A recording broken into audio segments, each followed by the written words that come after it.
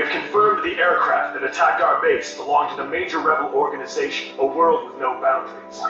That we knew. This highly organized renegade army is comprised of soldiers from numerous countries, including Osea, Sabin, and of course Belka. They are believed to possess a massive arsenal of weapons.